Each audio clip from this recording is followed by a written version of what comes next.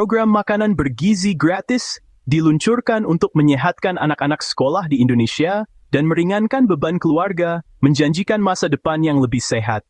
Namun di Jawa Barat, janji ini berubah menjadi mimpi buruk ketika anak-anak di Cipongkor, Bandung Barat, jatuh sakit parah setelah menyantap makanan sekolah mereka. Apa yang seharusnya menjadi simbol harapan justru menjadi krisis kesehatan masyarakat, mengungkap kelemahan mendalam dalam keamanan dan pengawasan pangan. Tragedi ini memaksa sebuah perenungan yang menyakitkan, bagaimana program yang dirancang untuk membantu anak-anak bisa berakhir sangat salah. Skala wabah ini benar-benar mengejutkan masyarakat, lebih dari 1.300 anak di Bandung Barat jatuh sakit hanya dalam waktu singkat, memicu kepanikan di antara keluarga dan komunitas setempat. Di lingkungan yang biasanya ramai dengan tawa anak-anak, kini suasana berubah menjadi penuh kekhawatiran dan kecemasan. Di Garut, 57 anak lainnya juga mengalami gejala serupa dalam hitungan hari, membuat rumah sakit dan klinik kewalahan menerima pasien baru setiap jamnya. Rumah sakit membludak, lorong-lorong dipenuhi keluarga yang menunggu kabar, sementara klinik lapangan darurat didirikan di berbagai titik untuk menangani lonjakan pasien dan memberikan perawatan secepat mungkin. Secara nasional, ribuan kasus serupa terus bermunculan, mengungkapkan pola kegagalan keamanan pangan yang berulang dalam program MBG. Data dan laporan medis menumpuk, memperlihatkan betapa luasnya dampak krisis ini. Di balik setiap angka statistik, ada anak yang kesakitan, keluarga yang menderita, dan harapan yang terkikis. Kepercayaan publik terhadap program pemerintah pun semakin menurun. Banyak orang tua yang marah dan kecewa menuntut agar program ini dihentikan, menuntut pertanggungjawaban dan perlindungan yang lebih baik untuk anak-anak mereka. Sebagian besar dari mereka meminta agar bantuan diganti dengan bantuan tunai langsung, agar mereka bisa memilih makanan yang aman untuk keluarga mereka sendiri. Krisis ini kini telah melampaui batas daerah, menjadi darurat nasional yang menuntut reformasi mendesak, transparansi, dan tindakan nyata dari pemerintah untuk mencegah tragedi serupa terulang di masa depan. Uji laboratorium dengan cepat mengidentifikasi penyebabnya, Salmonella dan Bacillus cereus, dua bakteri berbahaya. Salmonella, sering ditemukan pada daging unggas dan telur yang kurang matang, dapat menyebabkan penyakit parah, terutama pada anak-anak. Bacillus cereus, umum pada nasi dan makanan bertepung, menghasilkan racun jika makanan dibiarkan pada suhu kamar terlalu lama. Kehadiran mereka menunjukkan kegagalan kritis dalam memasak, penyimpanan, dan kebersihan. Buktinya jelas, makanan MBG menjadi beracun karena penanganan makanan yang tidak tepat pada berbagai tahap. Penyidik kini memiliki peta jalan untuk melacak bencana kembali ke sumbernya. Investigasi mengungkapkan kelemahan fatal, makanan dibiarkan pada suhu kamar selama lebih dari 6 jam sebelum disajikan. Zona bahaya ini memungkinkan bakteri berkembang dengan cepat, mengubah makanan yang aman menjadi racun.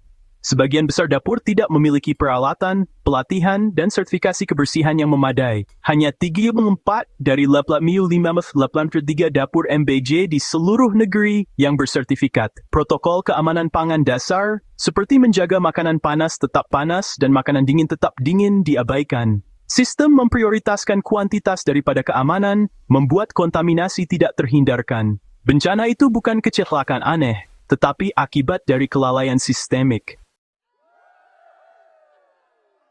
Pihak berwenang segera menyatakan kejadian luar biasa, menandai dimulainya respons darurat yang belum pernah terjadi sebelumnya di wilayah ini.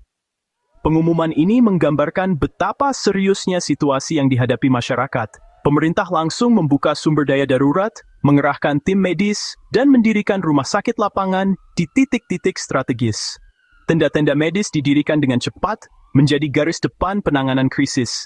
Tim medis bekerja tanpa lelah, siang dan malam, menangani pasien yang terus berdatangan. Mereka menghadapi tekanan luar biasa, namun tetap berkomitmen memberikan perawatan terbaik bagi setiap korban.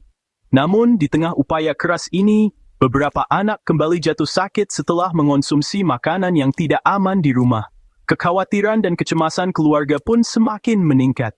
Situasi ini menyoroti adanya kesenjangan dalam edukasi pasien dan keluarga tentang pentingnya pola makan yang aman selama masa pemulihan. Petugas kesehatan pun segera merespons dengan memberikan instruksi yang lebih jelas, menekankan agar keluarga hanya memberikan bubur polos kepada anak-anak selama proses pemulihan. Edukasi ini menjadi kunci untuk mencegah kasus kambuh. Sementara itu, pihak kepolisian meluncurkan penyelidikan resmi, berupaya mengungkap penyebab utama dan memastikan pihak yang bertanggung jawab dimintai pertanggungjawaban. Respons lintas sektor ini menegaskan pentingnya komunikasi yang jelas, kolaborasi erat, dan tindakan terkoordinasi dalam menghadapi darurat kesehatan masyarakat. Cobaan berat yang dialami masyarakat memperlihatkan bahwa pemulihan tidak cukup hanya dengan perawatan medis, diperlukan perubahan sistemik, edukasi berkelanjutan, dan keterlibatan seluruh elemen masyarakat. Pencarian jawaban dan solusi pun terus berlanjut, dengan fokus utama pada pencegahan, edukasi, dan akuntabilitas agar tragedi serupa tidak terulang di masa depan. Tragedi ini mengungkap kebutuhan yang tidak dapat ditawar akan kebersihan makanan dalam program makan massal. Setiap langkah, mulai dari pemilihan bahan baku hingga penyajian makanan, harus dilakukan dengan penuh kehati-hatian. Dalam skala besar, satu kesalahan kecil saya bisa berdampak luas pada kesehatan banyak orang, terutama anak-anak yang menjadi kelompok paling rentan. Air bersih, kebersihan pribadi yang ketat, dan kontrol suhu sangat penting untuk mencegah wabah. Setiap anggota tim dapur harus memahami pentingnya mencuci tangan, menjaga alat tetap steril, dan memastikan makanan dimasak pada suhu yang tepat. Langkah-langkah sederhana ini bisa menjadi pembeda antara keamanan dan bahaya. Dinas Kesehatan Jawa Barat menyerukan penegakan segera protokol keamanan pangan, termasuk sistem HACCP untuk memantau titik kontrol kritis. Pengawasan rutin dan audit berkala menjadi kunci untuk memastikan standar tetap terjaga dan setiap potensi risiko dapat diidentifikasi sejak dini.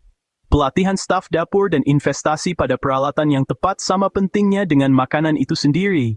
Pengetahuan dan teknologi yang memadai membantu mencegah kesalahan fatal, serta membangun kepercayaan masyarakat terhadap program makan massal. Keamanan pangan bukan hanya tentang aturan, ini tentang budaya kewaspadaan dan tanggung jawab. Setiap individu di dapur harus merasa memiliki peran penting dalam menjaga kesehatan bersama, bukan sekadar menjalankan prosedur. Biaya kelalaian diukur dari penderitaan anak-anak dan hilangnya kepercayaan publik. Satu insiden saja bisa menghapus kepercayaan yang telah dibangun bertahun-tahun dan meninggalkan luka mendalam bagi keluarga yang terdampak. Pelajaran Bandung Barat, keamanan pangan harus menjadi inti dari setiap program gizi publik. Hanya dengan komitmen bersama, kita bisa memastikan setiap anak mendapatkan makanan yang aman, sehat, dan layak. Krisis MBG menghancurkan kepercayaan publik, dengan banyak orang tua menuntut bantuan tunai langsung daripada makanan sekolah. Pemerintah, menghadapi anggaran besar dan protes publik, memulai tinjauan komprehensif terhadap program tersebut. Reformasi segera diperlukan, sertifikasi wajib, inspeksi rutin, dan penegakan ketat standar keamanan pangan. Semua dapur yang tidak patuh harus ditutup, dan staf dilatih dengan benar. Masa depan MBG bergantung pada pemulihan kepercayaan melalui transparansi, akuntabilitas, dan perubahan nyata. Tragedi ini harus menjadi titik balik, mengubah MBG dari sumber ketakutan menjadi pilar kesehatan anak. Kesejahteraan jutaan anak bergantung pada keberhasilan ini.